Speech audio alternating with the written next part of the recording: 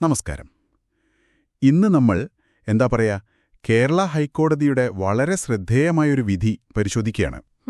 Kerala state electricity ബോർഡും പിന്നെ പൂജ milk foods എന്ന ഒരു സ്വകാര്യ ഉപഭോക്താവും തമ്മിലുള്ളൊരു കേസാണിത്. അതെ. ഇതിലെ ഒരു രസകരമായ കാര്യം എന്താണെന്ന് വെച്ചാൽ തർക്കം ഒരു വലിയ വൈദ്യുതി ബില്ലിനെക്കുറിച്ചായിരുന്നു. ശരിയല്ലേ? ശരിയാണ്.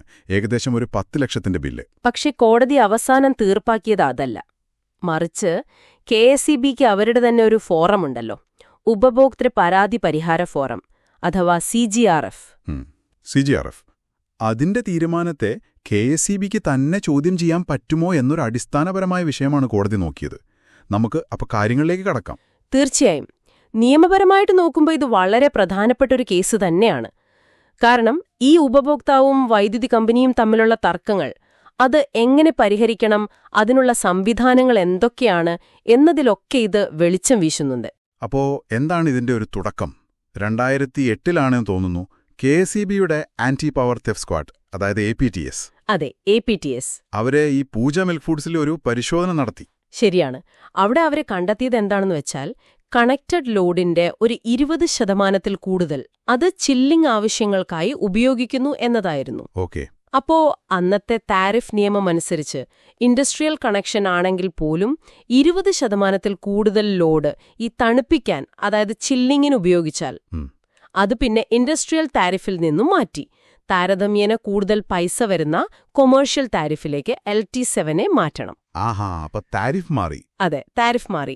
ഇതിന്റെ അടിസ്ഥാനത്തിലാണ് KSEB ഏകദേശം 10 ലക്ഷം രൂപയുടെ ഒരു അധിക ബിൽ, അതായത് ഒരു ഷോർട്ട് അസസ്മെന്റ് ബിൽ നൽകിയത്. പക്ഷേ പൂജ മിൽക്ക് ഫുഡ്സ് ഇത് സമ്മതിച്ചില്ല അല്ലേ? ഇല്ല, അവര് സമ്മതിച്ചില്ല. അവരുടെ വാദം എന്തായിരുന്നു വെച്ചാല് അവരുടേതൊരു ഡയറി ഫാമോ അല്ലെങ്കിൽ ഒരു മിൽക്ക് ചില്ലിംഗ് പ്ലാന്റോ അല്ല, അതൊരു പാൽപ്പൊടി ഉണ്ടാക്കുന്ന പ്രോസസ്സിംഗ് യൂണിറ്റാണ്. അപ്പോ ഈ 20% ചില്ലിംഗ് ലോഡിന്റെ നിയമം അവർക്ക് ബാധകമല്ല എന്നായിരുന്നു അവരുടെ പ്രധാന വാദം. ശരി. എന്നിട്ട് ഈ തർക്കം എങ്ങോട്ടാണ് പോയത്?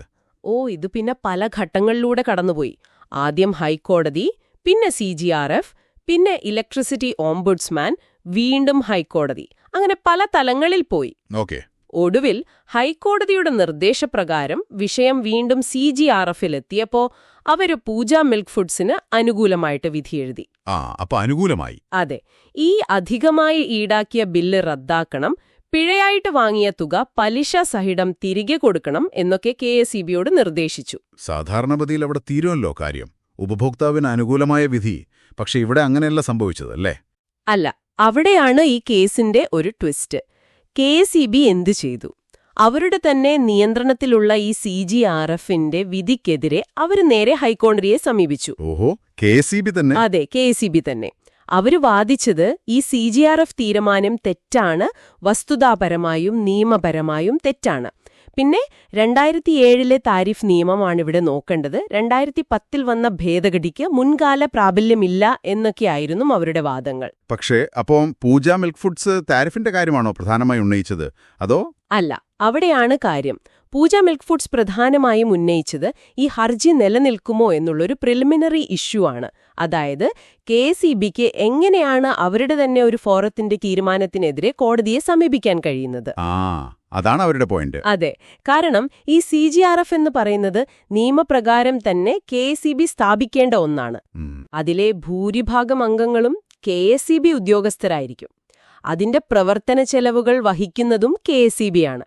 അപ്പോൾ അങ്ങനെയുള്ള ഒരു സംവിധാനത്തിന്റെ തീരുമാനത്തിനെതിരെ KSEB തന്നെ ഹർജി കൊടുക്കുന്നത് ശരിയാണോ? അതാണ് ചോദ്യം. ശരി. അപ്പൊ കോടതി ഈ താരിഫ് തർക്കത്തിലേക്ക് കടന്നോ, അതോ ഈ നിയമപ്രശ്നമാണോ ആദ്യം നോക്കിയത്? ഇല്ല, കോടതി താരിഫ് വിഷയത്തിന്റെ മെറിറ്റിലേക്ക് കടന്നില്ല. ആദ്യം ഈ ഹർജി നിലനിൽക്കുമോ, അതായത് മെയിന്റനബിലിറ്റി ഉണ്ടോ എന്ന് മാത്രമാണ് പരിശോധിച്ചത്. ഓക്കെ. ഇതിനായിട്ട് ഇലക്ട്രിസിറ്റി ആക്ട് 2003-ലെ സെക്ഷൻ 42(5), 42(6), പിന്നെ നമ്മുടെ കേരള സ്റ്റേറ്റ് ഇലക്ട്രിസിറ്റി റെഗുലേറ്ററി കമ്മീഷന്റെ, അതായത് KSERCയുടെ 2005-ലെ റെഗുലേഷനുകളുമാണ് കോടതി പ്രധാനമായും വിശദമായി പരിശോധിച്ചത്. എന്തായിരുന്നു ആ കണ്ടെത്തലുകൾ? നിയമം എന്താണ് പറയുന്നത്? കോടതി വ്യക്തമാക്കിയത് എന്താണെന്ന് വെച്ചാൽ സെക്ഷൻ 42(5) പ്രകാരം ലൈസൻസി, അതായത് ഇവിടെ KSEB, അവരാണ് CGRF സ്ഥാപിക്കേണ്ടതും പരിപാലിക്കേണ്ടതും. ശരി. എന്നാൽ സെക്ഷൻ 42(6) പ്രകാരം CGRF തീരുമാനത്തിൽ ആർക്കെങ്കിലും തൃപ്തിയില്ലെങ്കിൽ ഉപഭോക്താവിനാണ് അടുത്ത പടിയായി ഓംബുഡ്സ്മാനെ സമീപിക്കാൻ അവകാശം കൊടുത്തിട്ടുള്ളത്. ഓംബുഡ്സ്മാൻ എന്ന് പറയുന്നത് KSERC നിയമിക്കുന്ന കുറച്ചുകൂടി സ്വതന്ത്രമായൊരു സംവിധാനമാണ്. അപ്പോ ഉപഭോക്താവിന് അപ്പീൽ പോകാം. അതെ, ഉപഭോക്താവിനു പോകാം. എന്നാൽ ലൈസൻസിക്ക്, അതായത് KSEBക്ക് അങ്ങനെയൊരു അപ്പീൽ അവകാശം ഓംബുഡ്സ്മാന്റെ മുന്നിൽ നിയമത്തിലോ റെഗുലേഷനിലോ നൽകിയിട്ടില്ല. ഓക്കേ, അത് വ്യക്തമാണ്. പോരാത്തതിന് റെഗുലേഷൻ 27(5) പ്രകാരം CGRF തീരുമാനം KSEBക്ക് ബാധകമാണ് എന്നും പറയുന്നുണ്ട്. അപ്പോ ഇതിന്റെ അർത്ഥം എന്താണ്? KSEBക്ക് പിന്നെ ഒരു വഴിയുമില്ലേ?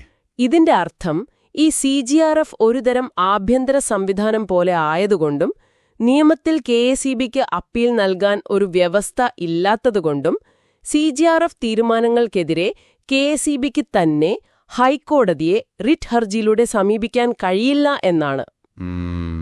കോടതി പറഞ്ഞത് അങ്ങനെ ചെയ്യുന്നത് നിയമത്തിന്റെയും റെഗുലേഷനുകളുടെയും ലക്ഷ്യങ്ങൾക്ക് വിരുദ്ധമാണ്.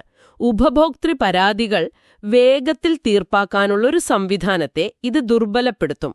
അതുകൊണ്ട് KSEB നൽകിയ ഹർജി നിലനിൽക്കില്ല എന്ന് കണ്ട് കോടതി അത് തള്ളി. അപ്പോ ചുരുക്കി പറഞ്ഞാൽ, ഉപഭോക്താക്കളുടെ പരാതി കേൾക്കാൻ KSEB തന്നെ ഉണ്ടാക്കിയ ഒരു ഫോറം, അതിന്റെ തീരുമാനം KSEBക്ക് തന്നെ ബാധകമാണ്. അതിനെതിരെ KSEBക്ക് കോടതിയിൽ പോകാൻ പറ്റില്ല. കൃത്യമായി പറഞ്ഞാൽ അതാണ് കോടതിയുടെ കണ്ടെത്തൽ. ഇത് ഉപഭോക്തൃ അവകാശ സംരക്ഷണത്തിന്റെ കാര്യത്തിൽ വളരെ പ്രധാനപ്പെട്ട ഒരു വിധിയാണ്. ശരിയാണ്. ഇത് നമ്മളെ ഓർമ്മിപ്പിക്കുന്നത് ഈ പരാതി പരിഹാര സംവിധാനങ്ങൾ എന്നൊക്കെ പറയുന്നത് വെറും പേരിനു വേണ്ടി മാത്രമാകരുത് എന്നതാണ്. ഒരു സ്ഥാപനം തന്നെ ഉണ്ടാക്കുന്ന ഒരു ഫോറത്തിന്റെ തീരുമാനത്തെ ആ സ്ഥാപനത്തിന് തന്നെ ചോദ്യം ചെയ്യാൻ പറ്റുമെങ്കിൽ പിന്നെ ആ സംവിധാനത്തിൽ എന്ത് വിശ്വാസ്യതയാണുള്ളത്, അല്ലേ? അതെ, അതൊരു വലിയ ചോദ്യമാണ്. ഇത് ഉപഭോക്തൃ സംരക്ഷണ നിയമങ്ങളുടെയൊക്കെ ആ ഒരു അന്തസത്തയെക്കുറിച്ചുള്ള ഒരു പ്രധാന ചിന്തയാണ് മുന്നോട്ട് വെക്കുന്നത്. നിങ്ങൾക്കിതിനെക്കുറിച്ച് എന്ത് തോന്നുന്നു?